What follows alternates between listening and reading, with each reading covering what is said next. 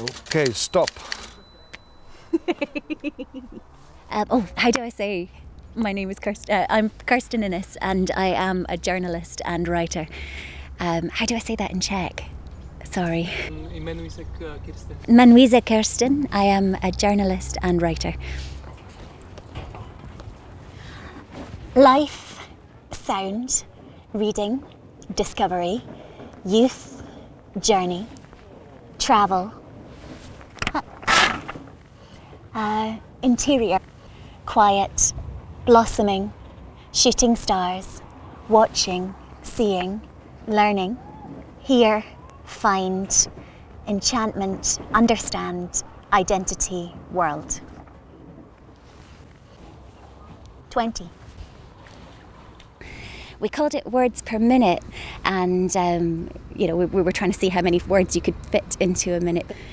It comes from typists. A typist used to be measured, her skills were measured on how many words she could type in a minute on a typewriter. So this is where we have this phrase from. Glenn was there to greet her today, as he sometimes was, thick-lashed, bovine placid. They did like to chuck him at the tourists. Across the concourse above her head, a young female rump, one pert, spherical buttock wriggling playfully out from under a pair of tiny, pale lemon shorts, pushed a chain of luxury gyms. Men's eyes flicked up and over the arse in automatic reaction, and their women, trailing along behind with the kids and the luggage, already guilt-greased by January, would catch them, would flinch. Glenn alone looked straight ahead. They'd been introduced a couple of years ago by the same expensive-sounding English woman who breathed oozy luxury over the Marks and Spencer's adverts. Glenn is from Scotland, the woman had told her, cleaving him up in appreciation. He's lean, fit, and rather tasty.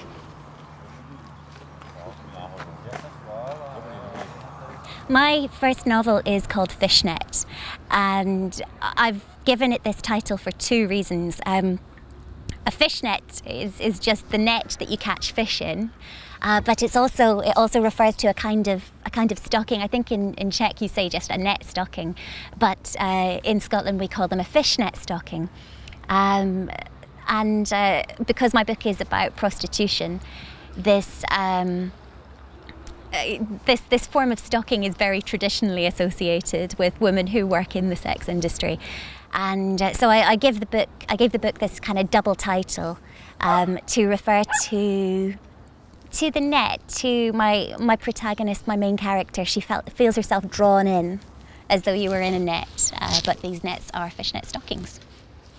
How do you, as a writer, go deeper and be under the surface of everyday, like banal perception of so-called reality? How do you go under the surface of this? You take a deep breath and you hold your nose and you jump in.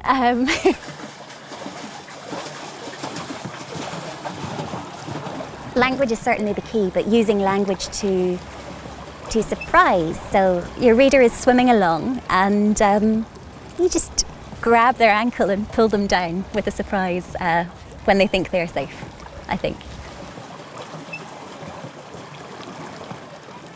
Glenn was that antiseptic kind of tall, dark and handsome you got in catalogues. Not a streak of badness in him. That's a nice boy, her mum would have said, on the sofa with a bottle while she curled up in embarrassment.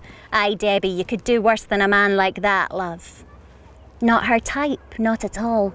Still, something had made her lean close to the television screen, inhaling the alcohol back off her own home-thickening accent. Glenn. Glenn.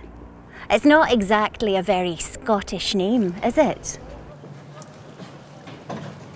Can you write the words that evoke you the phenomenon of prostitution?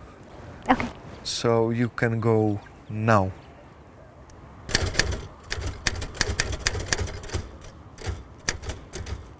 Inequality, choices, feminism, sex, need for affection, touch, economy, safety, hurt, worry, strength, men, women, history, shadows, campaign, activism, problems. Is also being an artist some kind of prostitution? I don't think so. I haven't found it so yet, but I haven't made very much money yet, so ask me later.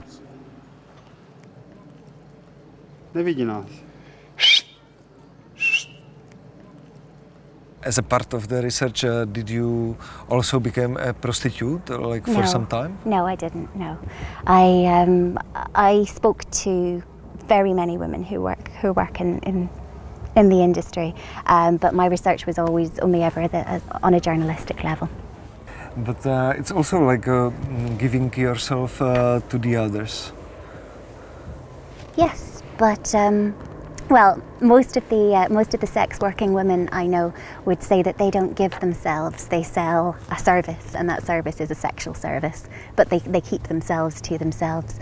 I think with that comparison, that's much more like what we all do. In order to get by in the world and make good relationships with everybody, you need to give yourself to others.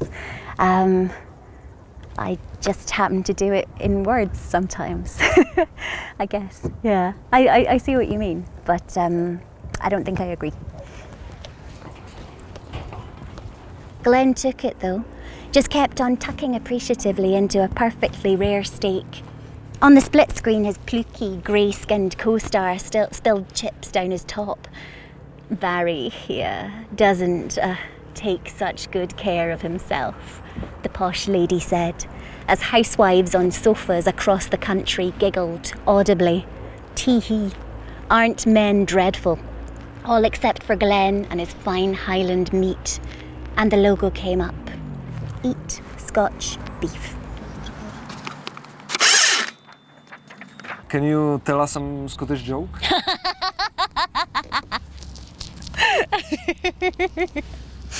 Oh, my mind has gone blank.